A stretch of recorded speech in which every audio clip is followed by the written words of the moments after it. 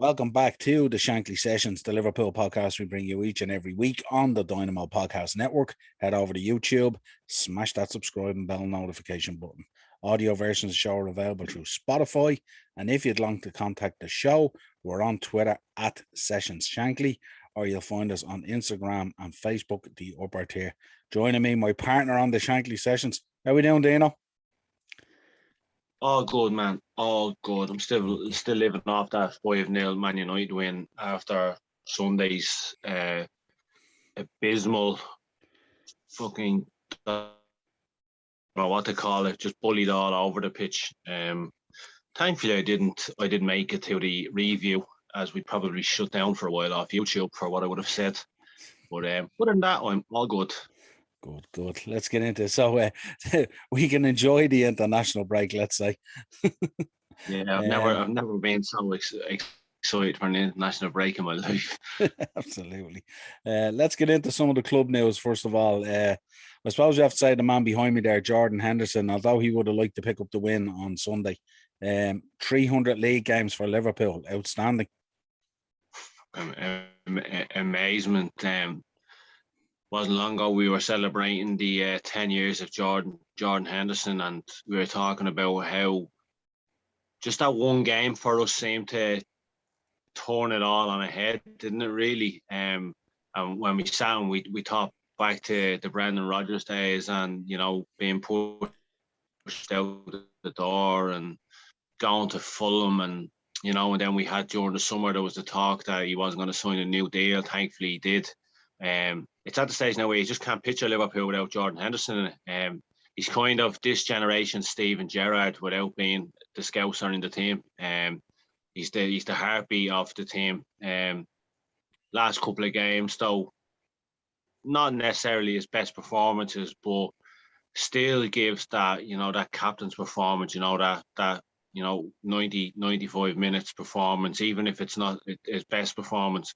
You don't get anything less than 100% Jordan Henderson, and 300 games for Liverpool. Who would have thought it? Massive congratulations to him. I was going to say here's to another 300, but geez, he'd probably be in a wheelchair by then. But no, it's a massive congratulations. To play 300 games for any club is a massive achievement, but to do it for, in our opinion, the best club in the world is an outstanding achievement. And here's to the future. Long may it continue. Shows the consistency of the boy, doesn't it? Because if you think about 10 years, it's 30 games a year. You know what I mean? And we know that he didn't start out the best in Liverpool, so he wasn't that consistent in the beginning. You know what I mean? So yeah, it just goes to show he's been really consistent in the league. Yeah, one thing I will say is, though, if you look back to his early days, signing for a club like Liverpool, the pressure of that.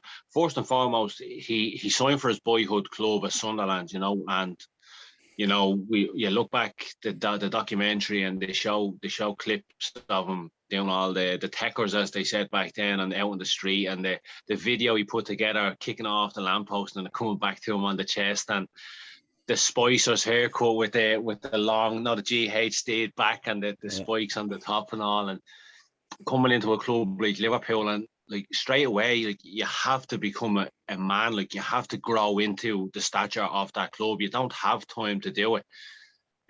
So looking at when he was supposed to be pushed out the door, and he grew a set of balls, and he told Brendan, look, I'm staying, I want to fight for my place. And as I said, you just can't picture Liverpool without Jordan Henderson anymore. Yeah, and also trying to step out of the shadow of Steven Gerrard, obviously, as well, was massive, Well, if you listen to Stevie talk about him, there's no one that speaks more highly of him other than his father, than Steven Gerrard.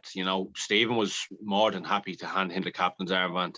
Absolutely. He did say after he left, he said, look, the club is in good hands. And at the time, you're thinking to yourself, that's just the obvious thing to say. It's Steven Gerrard walking away from Liverpool after so many years of service. He can think if he'd gave me or you the captain's armband, we'd came out and said it's in good hands. But as we always talk about that famous night or day in New York, when he comes off the bench, and me and you look at each other and say, this can't be happening. We're chasing a league title, and he's bringing on Jordan Henderson. He came on and got a goal and an assist, and ever since then, like, he's been Mr. Reliable.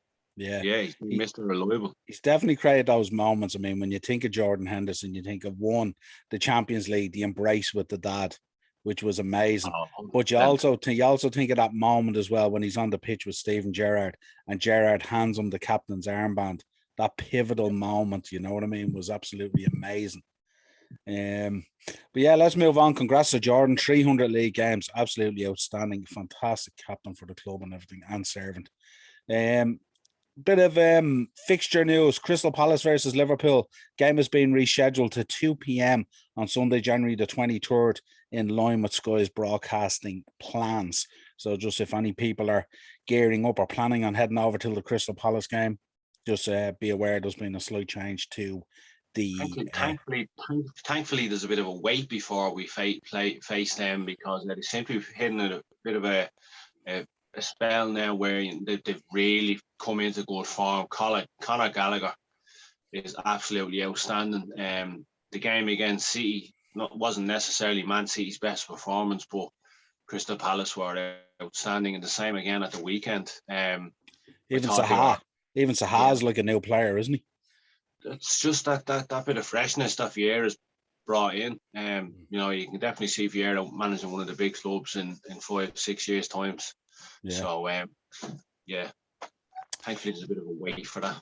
Two kind of obvious things that we said at the time. Salah shortlisted for the Premier League Player of the Month, without a shadow of a doubt. I think to be honest with you, I think he wins that hands down. He might get one now.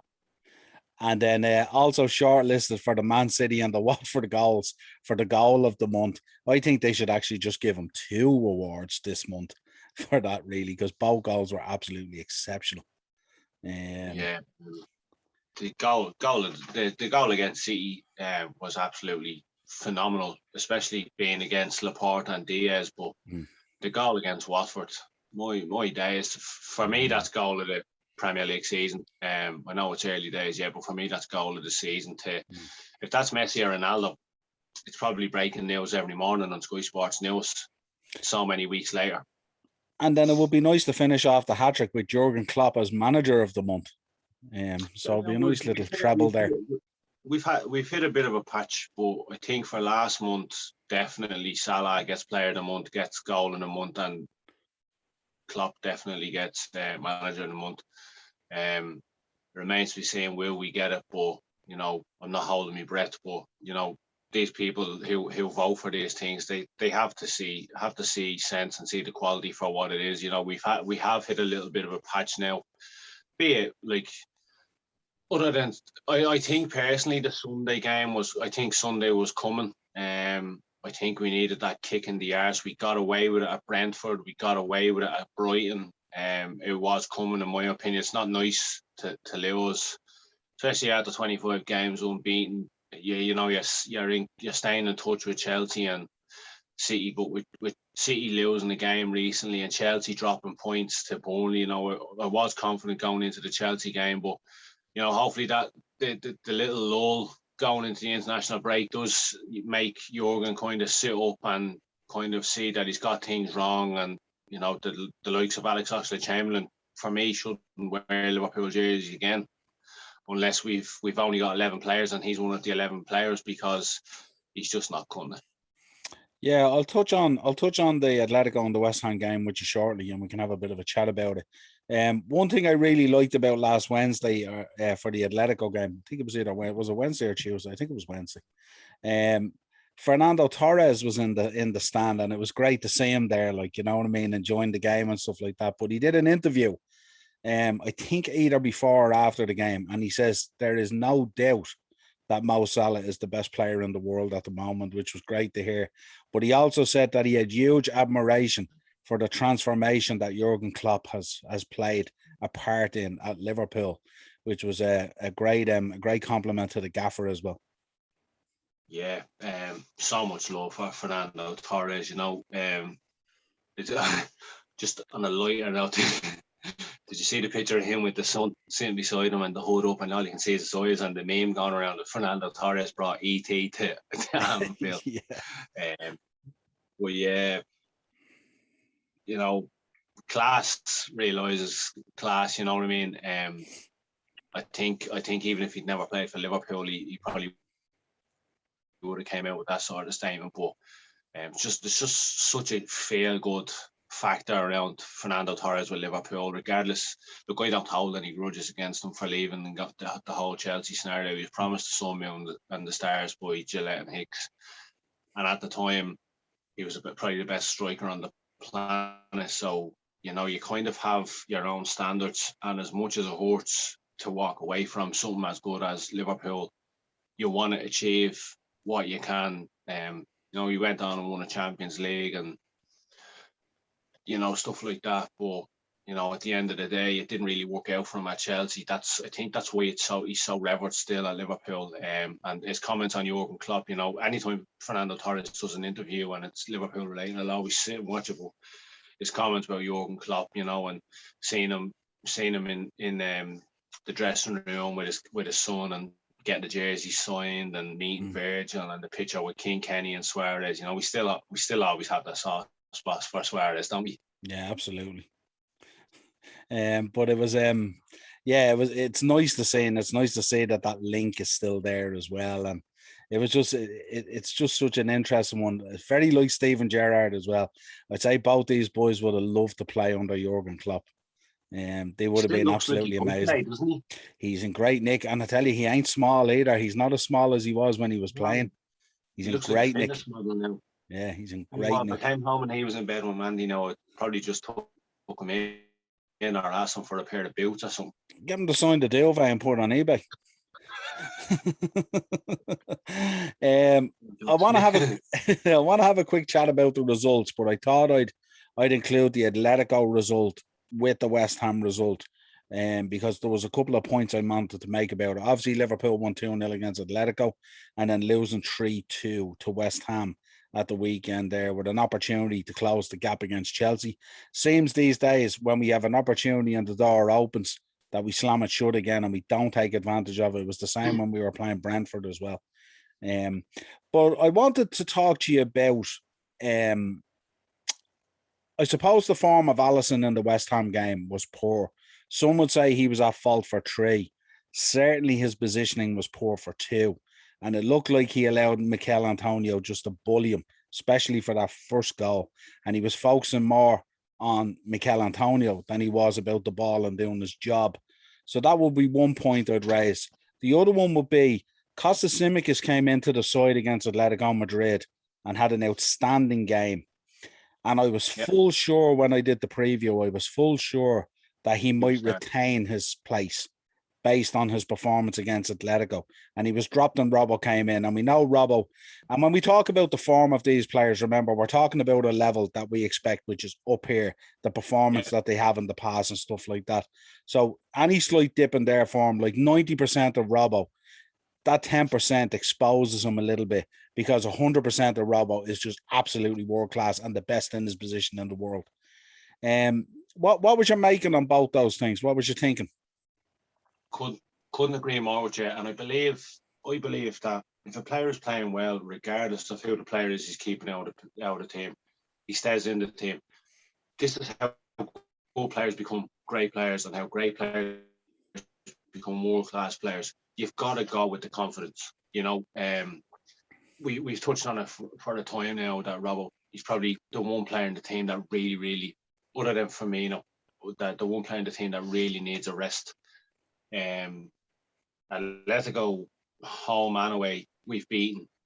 I know Robbo played the away game, but the Kostas Tsimikas on Tuesday night against Atletico Madrid was absolutely outstanding.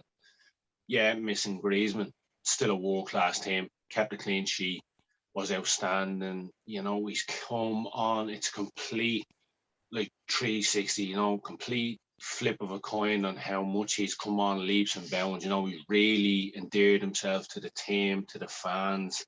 You can see how close he is with Jurgen. He's built this great friendship with Mo. But on the pitch, like, that goes aside. He's vigorous in the challenge. He's just up and down the pitch. He's like a bag of spiders. Like, he's just all over the place. But defensively, I think he's sound. And like I said, I think to get players to the level that you need to be able to play for Liverpool full time, like like Jordan Henderson, 300 appearances, you've got to play off confidence. He goes out and has a world class game against Atletico Madrid. Come the weekend, he's dropped again, and I'm not that I question Jurgen, but I'm looking at some of the decisions in the last few weeks and thinking to myself, you need to go back to basics here. You're overthinking things yourself. This is just my opinion, but I thought he got it wrong on Sunday, and I believe that if Bobby had been fit, Bobby would have started to. We're in a predicament now where we have got injuries, and we're with the African Cup of Nations coming up as well, and this is just taking off the subject of Robbo and Tsimikas with Origi and Minamino. There's no use putting these guys on. I know Divock came on, he scored a goal on Sunday, but there's no point in putting guys on for 2 and 3 minutes. You're going to need these guys for 6, 7, 8 games. So you've got to give them a run in the team. It's as simple as that, because in my opinion, if we lose to Arsenal after the international break and Chelsea and City win, I think it's going to be a bridge to, and people will say, it's only 4 points or it's only 7 points. Chelsea can be, I know they had a bit of a glitch there at the weekend. They should have won by 5 or 6 against Burnley. City, I believe that City, when they lose a game, they just switch into another gear and then they just go on a run of games. And I just don't see that in our team. I know we have 25 games with people. I just don't see that in the group players now with the injuries that we have. I think that it's all well and good when we're on a good run, but as soon as we lose players through injury, you're looking at the squad and you're thinking it's not good enough. I suppose the thing that I took out of the West Ham game was, one, I think the timing of the substitutions, because I never thought Jota was in the game really at all. And I thought he really could have come off after 55 or 60 minutes and give Divock at least a half an hour. And I think Divock going on West Ham, he actually changed up the game big time and gave them something to think about. And I think he could have been a real target man. And I think if you coupled that with Tsimikas coming on, if he had played, his final ball into the box, I believe, is better than Robbo's. And I think that could have yielded more goals for us. So that was the disappointing thing for me.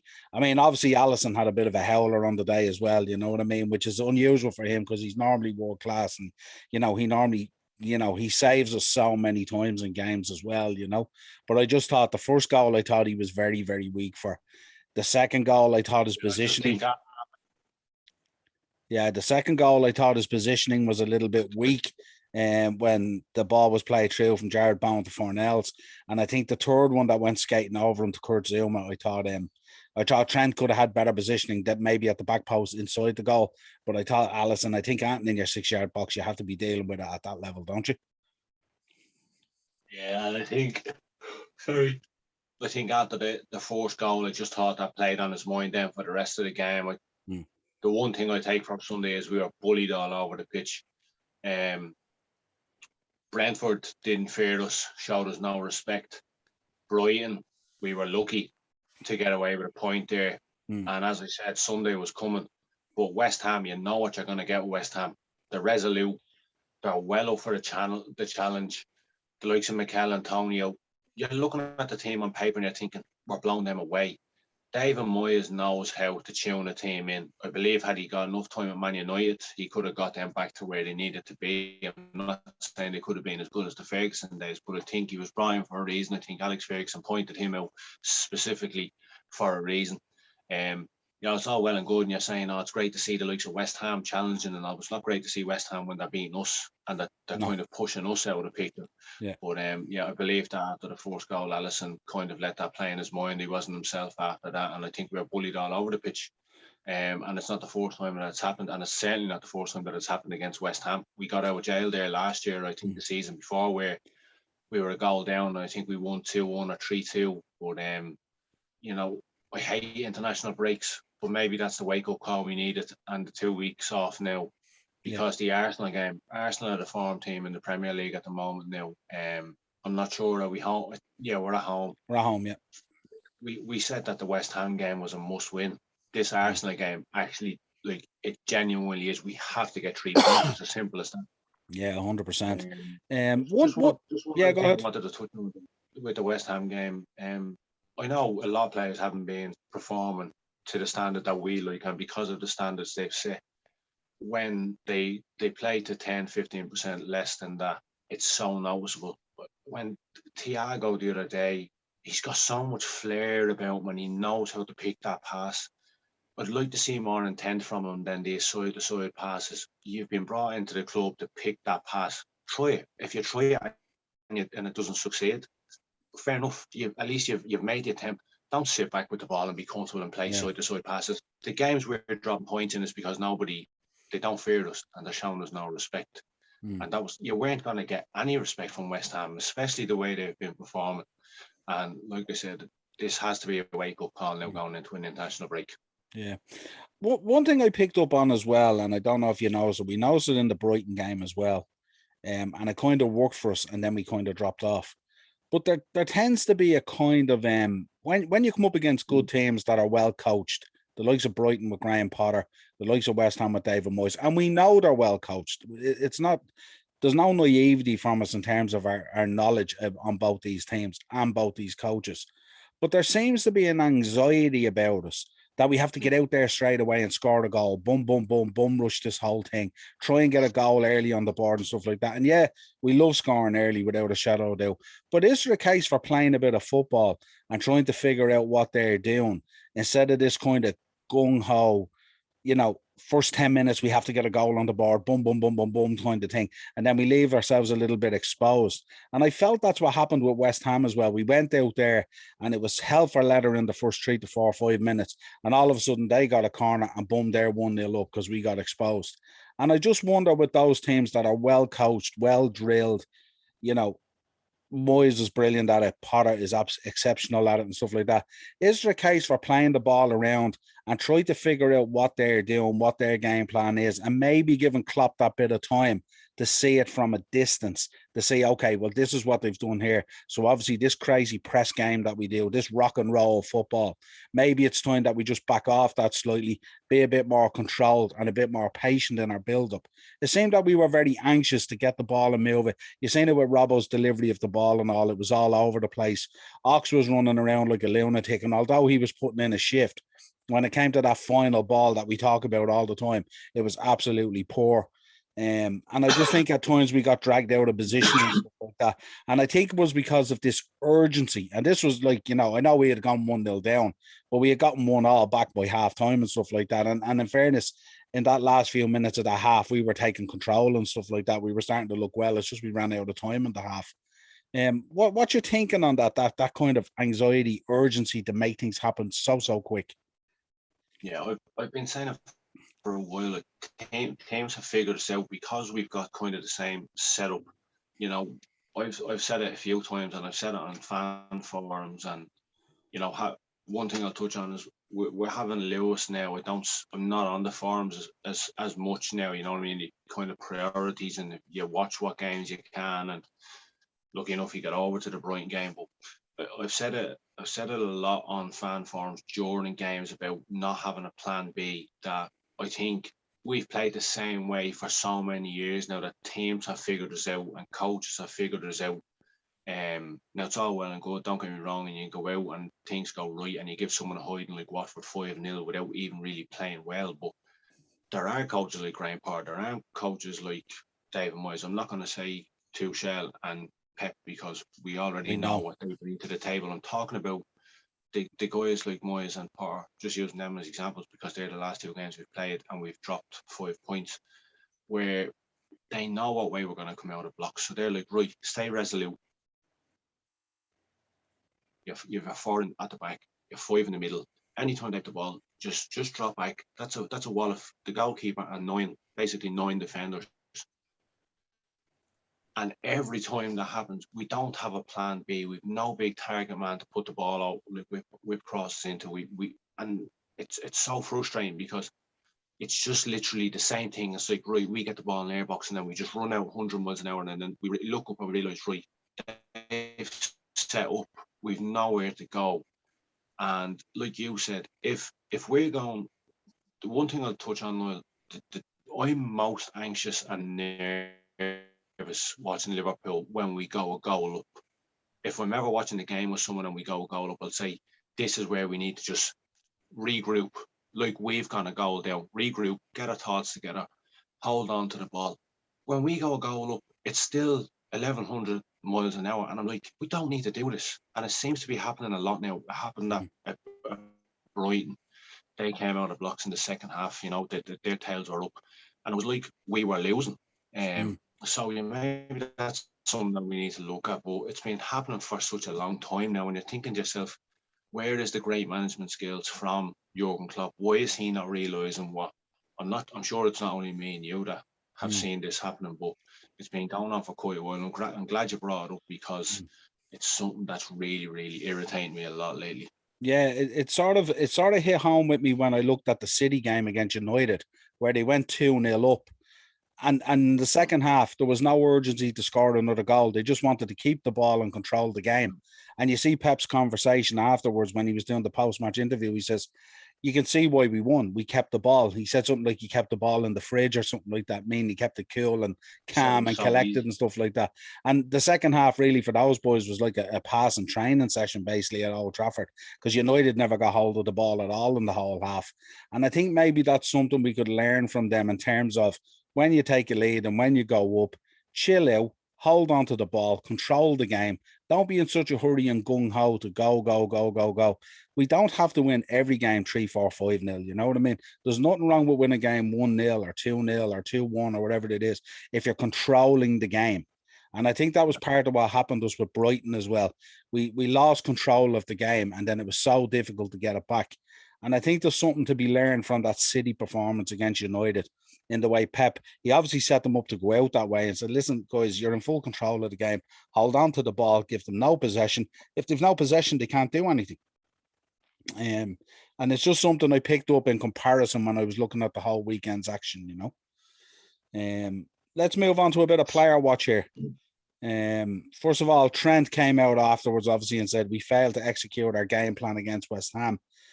I think they executed their game plan against West Ham, and I think bar for a couple of crazy moments from Alisson, and a couple of times we got caught in the break badly and stuff like that. I think we basically got caught out. But I think our game plan was to go out and nail them again and try and put a score on the board, like what we've done in a number of games. Now, whether that's the right thing to do against such an organised team like West Ham with David Moyes, maybe it was the wrong tactic. But I didn't see any lack of execution of the game plan in terms of what they were trying to do, bar the mistakes from Alisson. The only thing that we didn't execute was getting 3 points. We scored 2 goals. We conceded 3.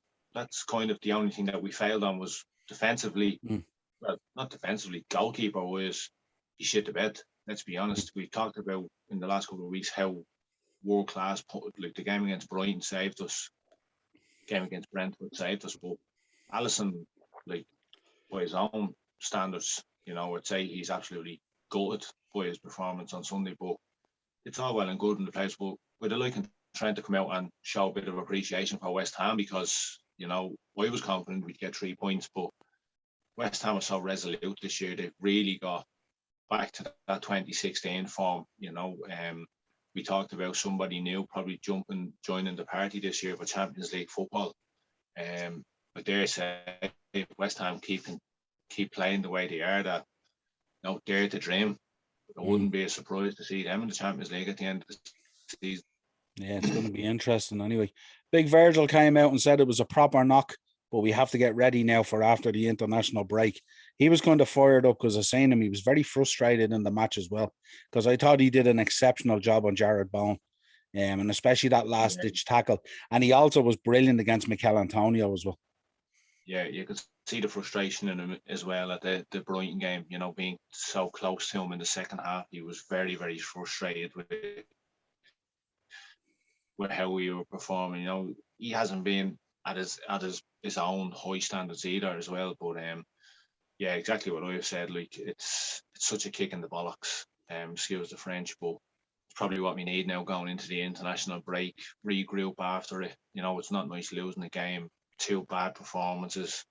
Going into an international break and not working on what the manager will necessarily want to work on now before the Arsenal game. But like the likes of Virgil, Trent, Hendo, these players will be gone away to international duty thinking about how bad we've performed the last two games. Not for 90 minutes, with the Brighton game, definitely for the second half, probably 50 minutes in that game, and the West Ham game, sloppy play at times. But I hate to say, but we probably needed that kick in the arse. So yeah, it's good to hear Big Verge coming out and saying what we've already been saying. Yeah, absolutely. Well, I'm going to raise the mood here. We've all seen the pictures and the videos of Harvey Elliott on his way back, absolutely making great progress. Obviously, the gaffer hasn't put a time frame on it yet for the return, but he's starting to look real good, isn't he? I've seen him doing some of the hops and the jumps and stuff like that as well, and he's looking the business, isn't he?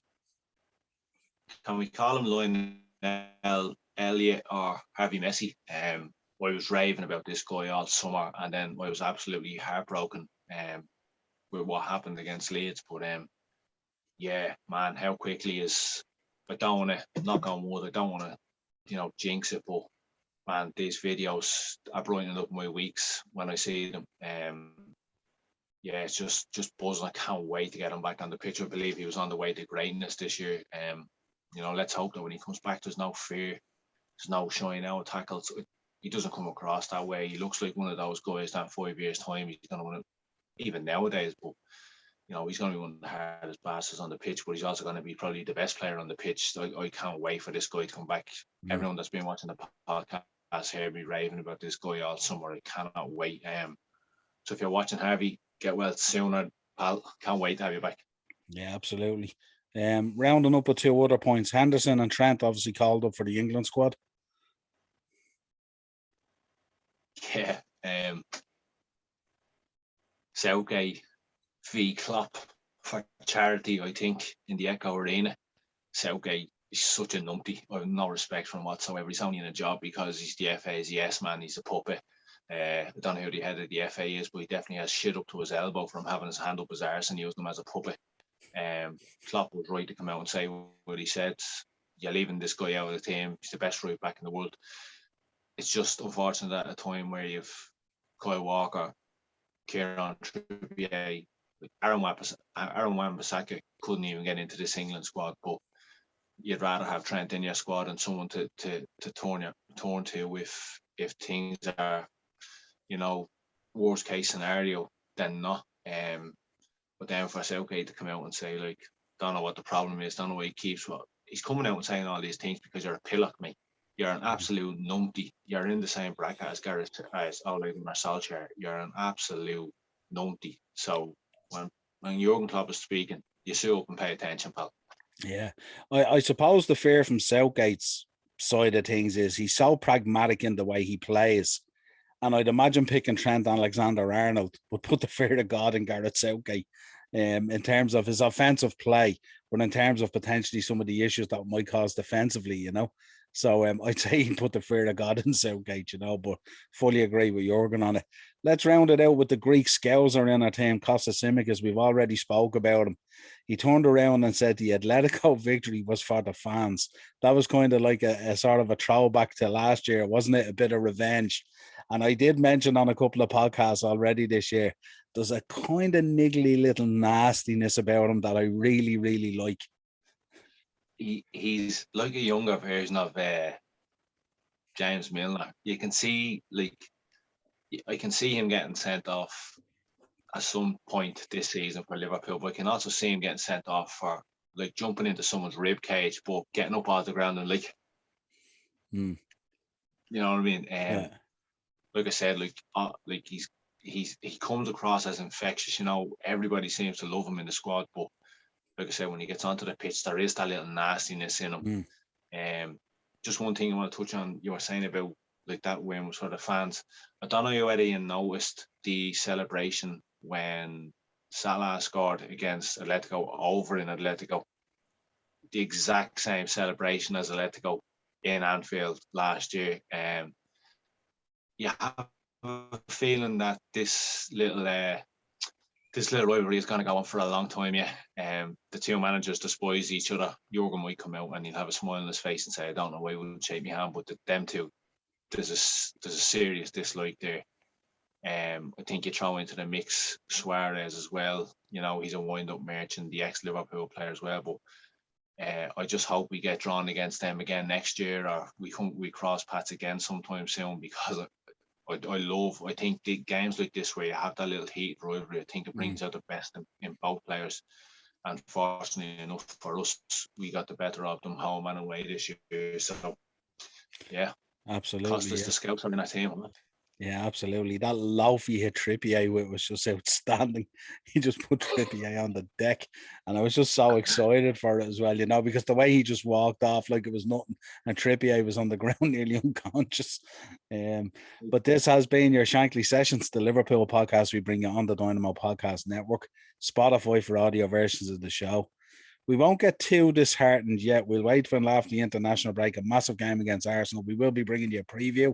We'll bring you a match reaction and player ratings as we always do. Dino, as always, a pleasure, my man. Just before we go, anyone that knows where the Portugal team are staying, if you can just message us in the comment section.